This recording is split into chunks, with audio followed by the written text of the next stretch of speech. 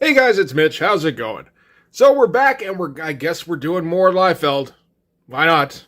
It's always a good time to do some more Liefeld. So we're doing Youngblood number 6 today. I don't even know what to say to follow that up. There's just so much nothing in this book. But before we get into it, if you enjoy the channel, if you feel like you might want to help out a little bit, what you can do is in the description there's a link to my Patreon. And if you subscribe there, that'll give you access to everything I do, from the Blood Force stuff, the pages and the finished comics, to the YouTube videos before they get uploaded to YouTube, as well as some Patreon exclusive content. So, Youngblood number 6. This is June of 1994. This is more than 2 full years after Youngblood number 1 was dropped. That was back in April of 92. Almost a year after number 5, which is July of 93.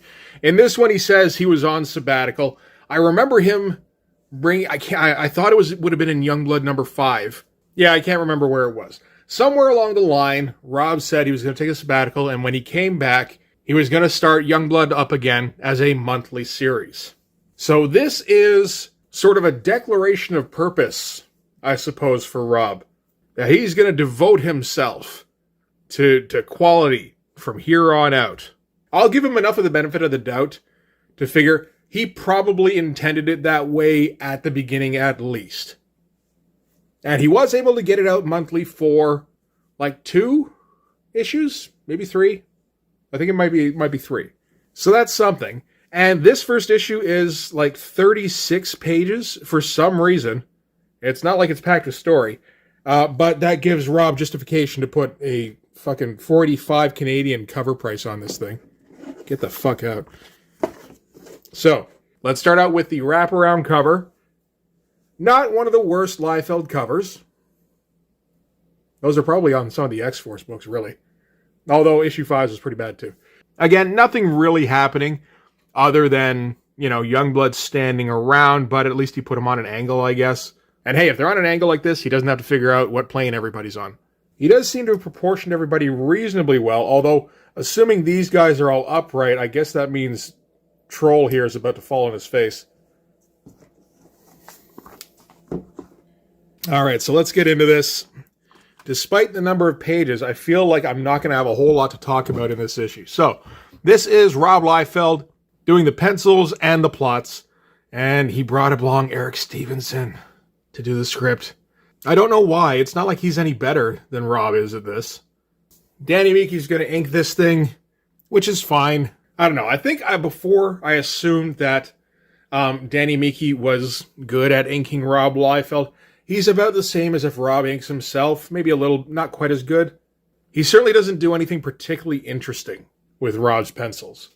He doesn't fuck them up, though, so I guess that's something. And we've got maybe the most important person on this book now, Kiko Takanashi, who is a dude who used to work with Ollie Optics until Rob poached him away, as Rob was wont to do. Evidently, that is kind of how things just went with Ollie Optics, where Steve Oliff trained everybody up on how to use, all the programs properly, and then they'd basically take everything that they learned off of him and go apply them somewhere else, and kind of put him out of business, which is pretty shitty, considering Steve Oliff really helped to get Image off the ground, but oh well, I mean, it's 30 years ago, what can you do? But by hiring Kiko, Rob now is starting to figure out that he doesn't have to pencil as much. And we're going to see examples of that all throughout this. This is kind of a new style in this issue that he starts implementing, where he's just relying on the colorist to finish all his work. Because that's really the job of a penciler, is to delegate. So starting out, we're going to get a new character pop up here. This is Lieutenant Colonel Bravo, who is, basically it's just Cable. It's exactly the same design as Cable. He's got the metal arm. He's got the pads. They're just colored differently. He's got the sparkly eye. The only difference is he has half of a Dutch antenna on him. And Lieutenant Colonel Major fucking Bravo, whatever the fuck his name is riding away on the Akira bike. I assume Rob just saw that. And there is next to no line work on this bike. The shape is good. Surprisingly so. I don't see anything here about a technical assistant, so that could be Rob. If it is, that's actually a little impressive. Although, yeah, like I said, no rendering whatsoever, no attempt at shading. From what I remember from Youngblood number 1 and 2, actually, Chapel rides a motorcycle in those. I wonder if Rob has a thing for drawing motorcycles a bit. Anyway, Bravo here is basically just Rob thumbing his nose at Marvel because they're using cable and everything now. And I guess he figures he can just do it too? I don't recall Marvel ever suing him to stop using this character. He did use him for a while. So maybe, yeah, if you just color the pads red, that's all you need to really do. So he's on the run from somebody. They never really do say... They don't say anything in this whole sequence. This is like the most vague, nondescript attempt at badassery I think I've ever seen. Like, okay, here, it's like, around 2 a.m. this morning, I left Honduras. Of course, these nits were on my tail by 2:01, but what the hey? Loaded up on enough supplies to last me, hopped on my bike and left. Feels good to be back in action again. Yep. Old soldiers... Yup is not really... Okay, whatever. Old soldiers don't die. They just get reassigned to desk jobs. Not this one. Anyone expecting Lieutenant Colonel Bravo to while away his days pushing pencils and pulling papers is out of it.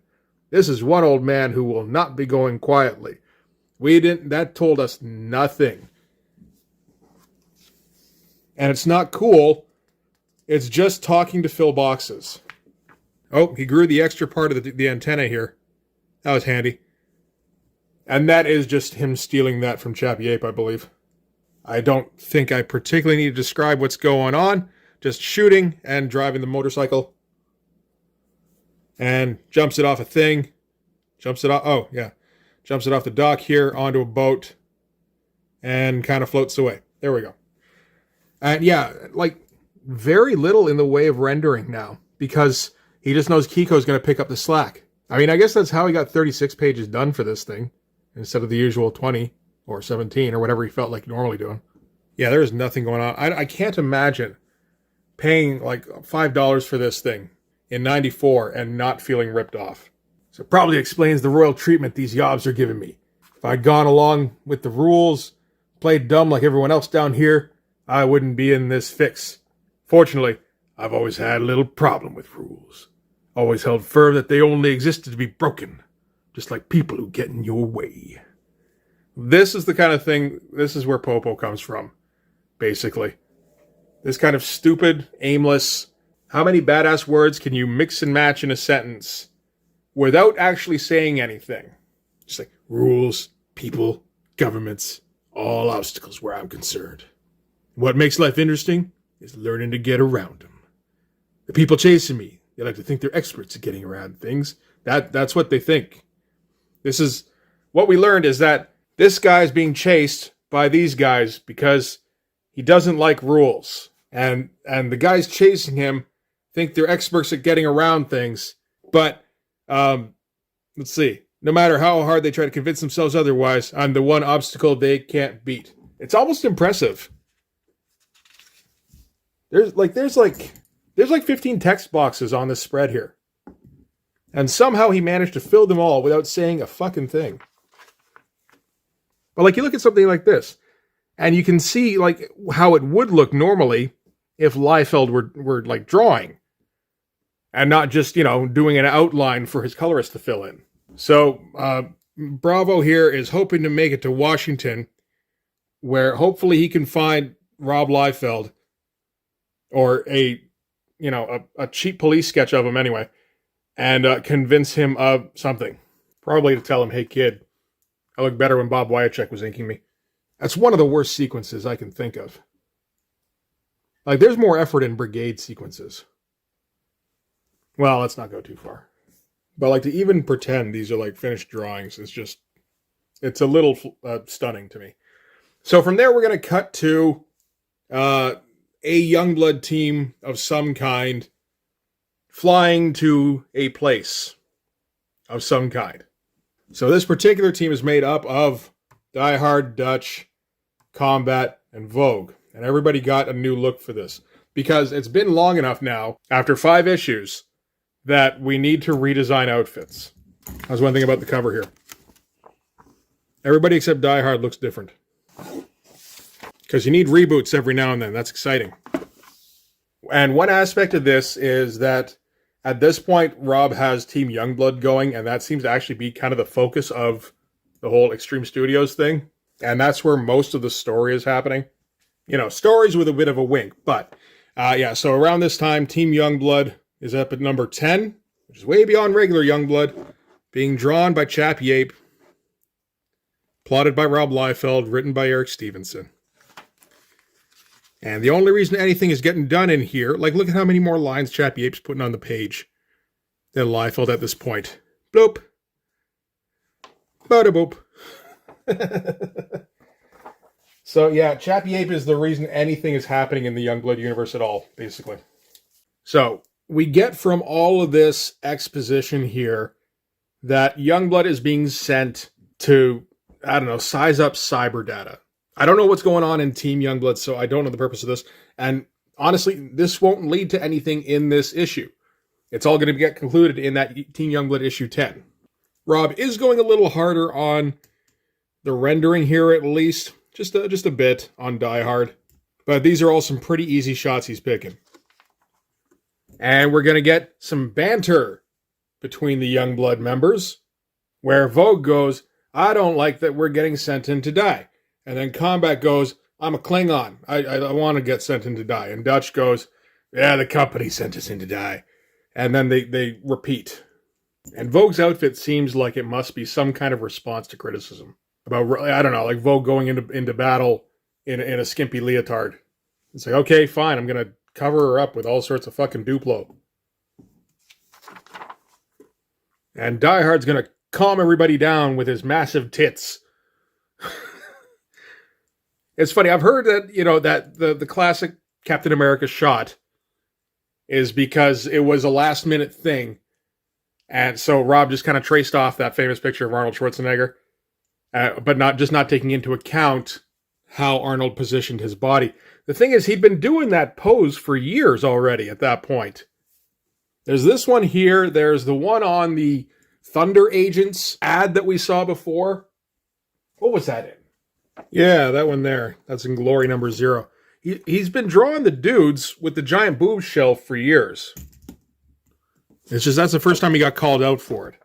And Die Hard doesn't have much to say here other than we're a bunch of misfits and we're getting sent out. And if we die, then the government doesn't care too much. And what has happened so far in this issue? Not a whole lot. So now we're going to switch over to Badrock. And he's guesting on the David Letterman show. Kellerman, whatever. Which isn't a bad idea for a sequence. It's just poorly executed. As expected. I think the most surprising shot in here is this one, where Rob draws buildings. They're not particularly difficult buildings, but it's like, why would you do that? I do kind of like Badrock's look here, how he's got more of a casual thing going on. That's all right.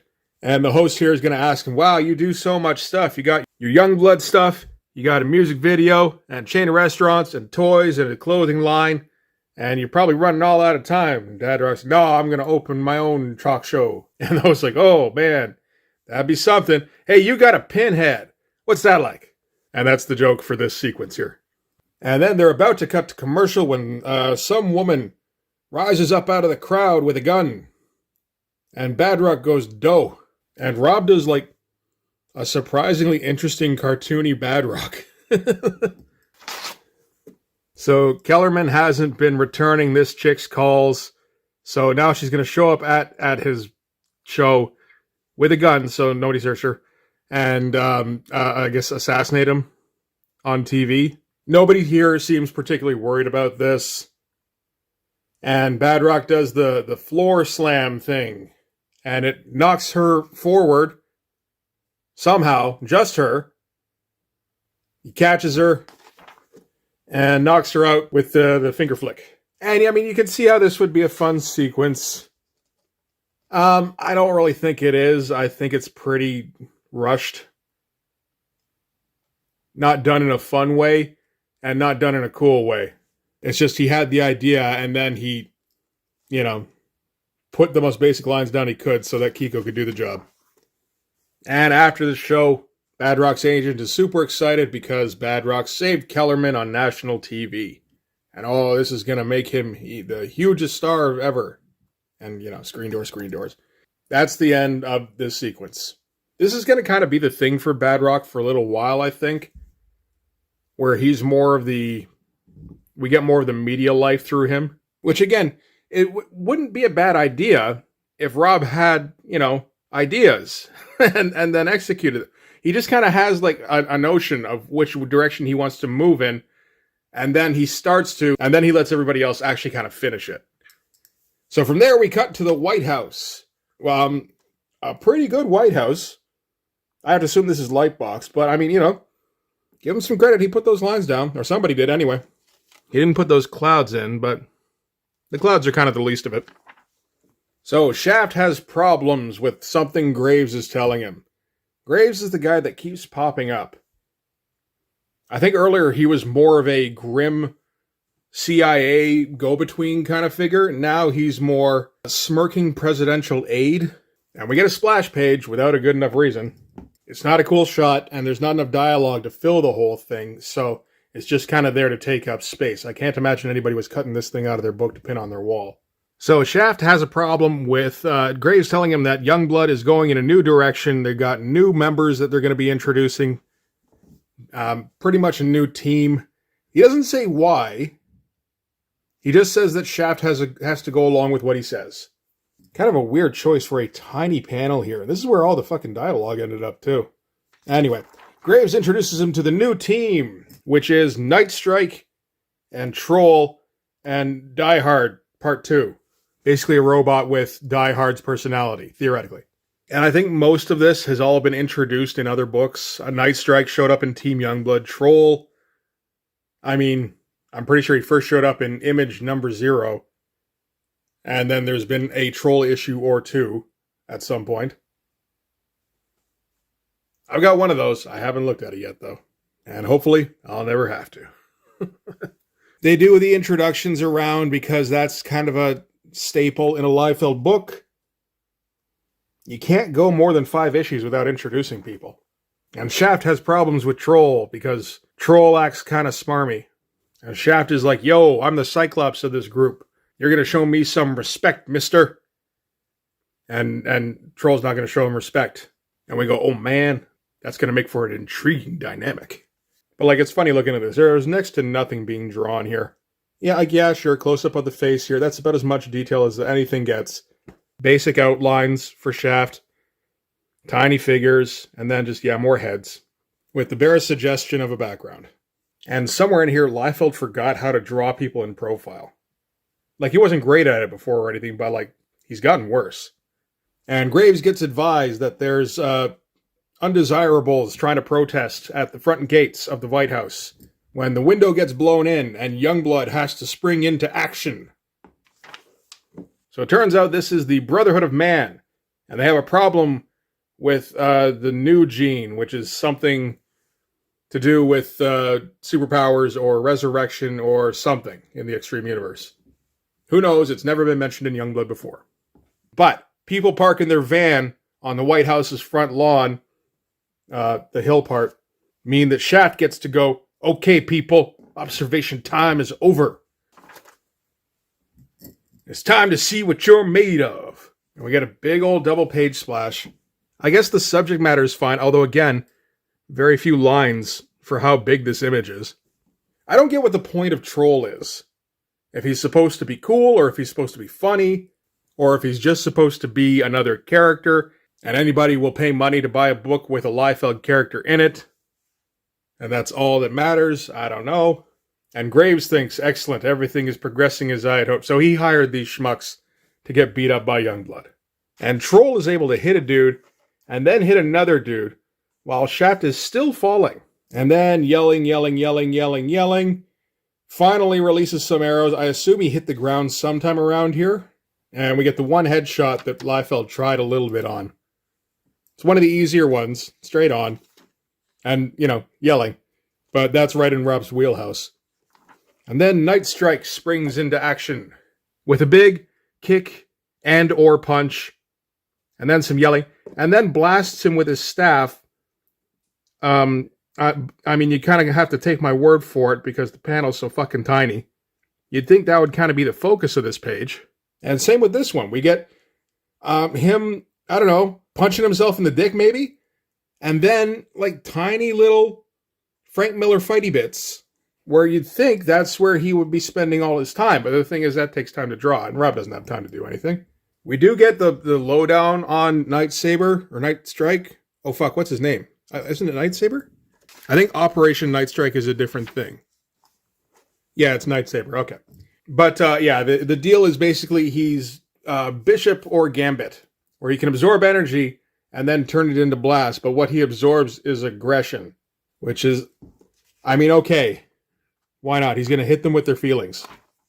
And then he's going to stand there and look cool. But the thing, I mean, we've seen this Liefeld pose before plenty of times. This is one of the worst versions of it I've seen. And then Die Hard 2.0 swoops in. And, like, the laziest fucking page you've ever seen. He had 3 minutes to sketch this shit out, and then he had to go catch his bus. So now we know why it's a robot version, I guess. It's so he can put boxes on the end of all his appendages, and it's easier to draw. Again, I gotta wonder, when he draws this, does he think it looks cool? Or does he just go, okay, time for pose number 3 of like 8. Page design 2B. And, okay, here's my guy, and I'm bored already. I think that might be the case, actually. So, yeah, Die Hard flies in front of the van. I think this is his hand, his, like, you know, the square things on the end of his arms turning into hands. So that's something. We actually got, like, that transition. I was pretty sure it wasn't going to show up. And, yeah, and then he blasts stuff with his finger lasers. And, I mean, you know, it looks like those could exist in physical space, so I think those finger lasers are the best drawing in this entire book. And Troll is still beating on a dude, gives him a big old dick kick, and again, I guess this pose is supposed to be cool, and still terrible profile. You think you get the hang of it again at some point. And when we get a splash of Troll mounting some dude. I've seen it suggested that this is a swipe from a Whilce Portacio piece. I mean, the angle is the same, but that's kind of it.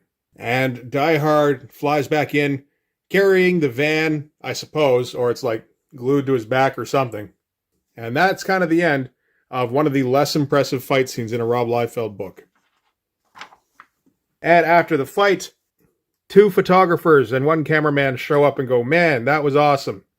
We should take pictures of you guys and use that for publicity stills. And Rob has developed a new way of doing abs where it's just all pecs all the way down. So then to wrap up, we're going to switch to John F. Kennedy Airport, where Badrock is in on a newsstand with his agent. And they're looking for the piece in Variety. I assume it's Variety? Something like that. Where they're talking about how awesome Badrock is for saving that dude who's David Letterman, but not. Only it turns out somebody's stolen Badrock's thunder. There's some new guy called Troll. And he's the new most popular member of YOUNGBLOOD because Rob Liefeld told you so. And again, this issue is 36 pages. And I don't know why. Not much was accomplished there. Then we get a poster by Rob Liefeld and Danny Miki. And Rob Liefeld goes, that's another page in this book I can charge for. Big black page with the text. Yep, there's our YOUNGBLOOD poster. Probably spent a bit more time on that than he did on anything else in this book. That would make a better cover than most YOUNGBLOOD issues, looking at it. Then there's an ad for New Men. I think that one's drawn by Jeff Matsuda. And then some behind-the-scenes sketchbook pages where we look at Rob Liefeld's thumbnails. Which, I mean, they're barely drawings. So that's exciting, I guess. And then he's going to finish up with a thing where he proposes to his girlfriend. He kind of rambles on for a long time about, you know, how much she means to him and all that kind of stuff. And it's cringy, but like, you know, whatever. It's his book. If he wants to spend 3 pages proposing to his girlfriend, that's fine. The only thing I'll point out is he did not try on this whatsoever. Again, he sketched this thing out in like 2 hours max. All 3 pages. But that's fine. I think they're still together, actually. So, good for him. Okay, so that's YOUNGBLOOD number 6. It feels completely out of context. I mean, that's going to happen when it's just continuing off of and then continuing into stuff that happened in Team Youngblood. And I always thought Rob, at least, thought of Youngblood as his flagship book. I don't know if he thinks he has a flagship book or not.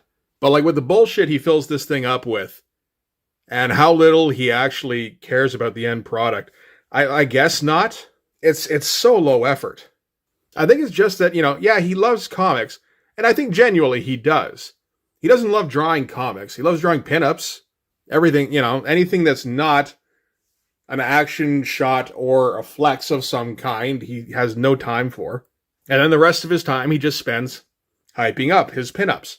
And, he does, I think, get genuinely hyped about them. And he does love getting other people hyped about them. It's just he can't ever deliver on it. I don't know, I get frustrated reading these sometimes because I get amped up when it's like, oh man, we're going to do some Youngblood. This is going to look hilarious. And there's like nothing here. Although we're probably nearing the 25-minute mark, so I guess I did probably talk a bit. But it feels like there could have been more. Yeah, I didn't really talk much about things like proportion issues or weird things he's doing with the drawing. I mean, this is all just typical Rob stuff at this point. Now it's all about, like, is he putting any kind of effort into it? And, at least for this one, no. Which is a little funny considering the attitude going into this seemed to be, look how dedicated I am to the cause.